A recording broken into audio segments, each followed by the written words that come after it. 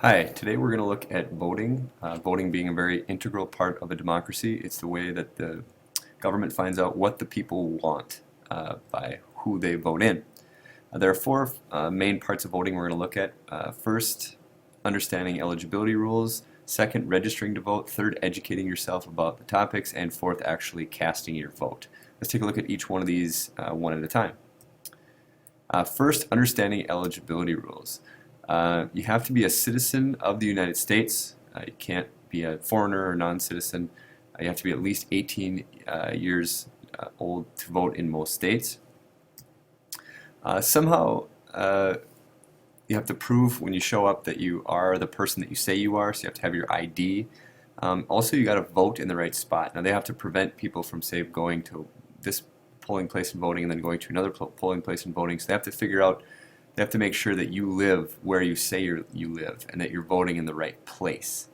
In order to do that, you have to prove somehow that you live there. And that can be a problem for some people. If you just show up with your ID, it might not work because you haven't proven that you live there. So in some states, like in Minnesota, you can prove that you live a certain place by bringing one of your bills, like your electric bill or your phone bill or something to that effect. It has to have an address on it so that you can prove that you actually do live where your ID, photo ID says that you live. So once you're eligible to vote, then you're going to register to vote. Basically, registering is just telling them that you're alive, hi, I'm alive, and yes, I am ready to vote. You can do that in a number of ways, and it differs in different states. Solid ways of doing it is just going to the town election office or just renewing your driver's license in the natural course of time will automatically register you to vote. You can also do it online and by mail in most states. What you have to make sure you do, though, is that you do it soon before the day of the election, preferably, because it can be a real pain if you show up and you're not registered to vote yet. Sometimes they have to turn you away because they have to make sure that there's no voter fraud. So they might have to turn you away if you don't register first. And just like kids, adults do it too. They put stuff off until the last minute and then they show up thinking everything's going to work out, and it doesn't always work out. The third thing that you have to do is educate yourself on the topics and on the candidates, because is it really worth it to vote if you don't know what you're voting for? I mean, if you're voting for something you don't even know what you're voting for, it's basically like a waste of a vote. It can be even do more harm than good. So here's what you do. You research the candidates, you pay attention to the media and the internet, but make sure that you don't just believe everything the media tells you. You have to filter it through your thought processes. You can watch debates. Debates are always real fun. You can look at the websites of the candidates to see what they actually stand for. Don't just go off of who looks the best or who talks the best.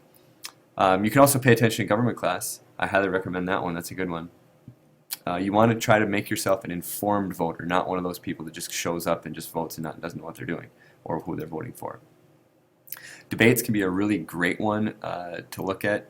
The Kennedy-Nixon debate is a very famous one. Here you can see that's between John F. Kennedy and Richard Nixon in 1960. It was one of the first televised debates and proved to be how important debates can actually be. Here's a more modern one. It's Obama versus McCain. Okay, educating yourself. Make sure that you have your own ideas and opinions and they're not someone else's, not your parents', not someone that you heard at school. Always question everything that you hear and search it for its validity to make sure that it's actually accurate. And that includes things that you hear in school, in class. After you've done all these things, the very last thing you have to do is actually go and vote. Make sure you go to the correct polling place. You can't go to the wrong one.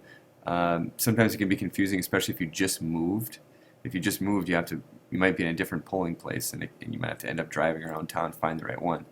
That happened to me one time. Then you actually cast your ballot, the piece of paper that has the information on it that you can actually vote on. If you're not physically there, you're going to be on vacation or you're out of the country and you're not basically able to vote, but you are a U.S. citizen, but you're not able to go to the polling place, you do what's called casting an absentee ballot. And there's procedures for that. You can do it online and by mail. It depends on the state. But if you're going to be gone, you have to figure out what the actual procedures are. That's voting in a nutshell.